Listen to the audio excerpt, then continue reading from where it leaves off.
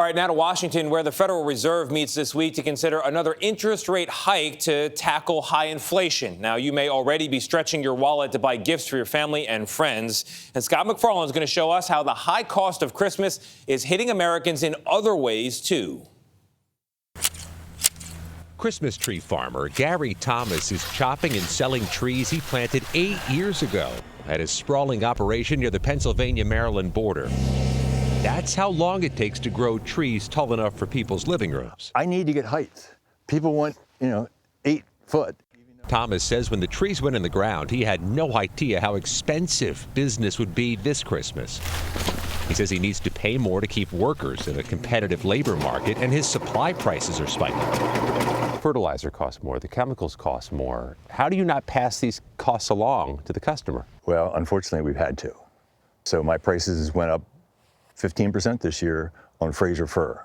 Thomas is charging more than $100 each for his finest trees. It's scary. When I went to this year's price, I thought, how much resistance am I going to get? How many complaints am I going to get? How many Google reviews are going to say I charge too much? Decoration costs are rising too. Kathy Brown operates a 12-month-a-year Christmas store in St. Michael's, Maryland, where there are always ornaments and decorations for sale, but where it's never been more complicated to actually set a price. Are shipping costs impacting you? Very much. Surcharges and fuel costs make it pricier to bring the merchandise in and then to send it out. She'll take a hit this holiday. I might not make it as much as it needs to be for my regular pricing. I'll absorb that cost for now. And when it comes to holiday dinner, there's sticker shock there as well, with key staples up between 15 and 25%.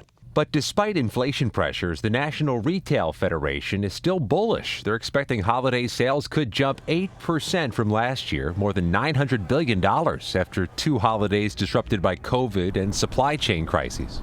Everything's gone up, and it's not just, what you're going to get for the gifts. It's food, it's decorations, it's all the stuff to decorate with, and it goes quick. For Karen Hilton, she'll cut back on other holiday expenses, but not on gifts.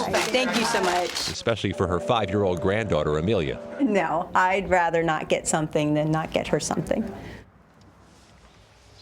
These industries have challenges, but they also have jobs. There is a pressing need for seasonal workers, and they have one built-in advantage. It's the holidays. People are not willing to sacrifice tradition.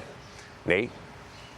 Scott, you might want to take a picture right there with that tree behind you. Looks like a holiday card, man. It really does. A lot of ornaments on there. Can't get another one on. That's packed. Have a good one, Scott.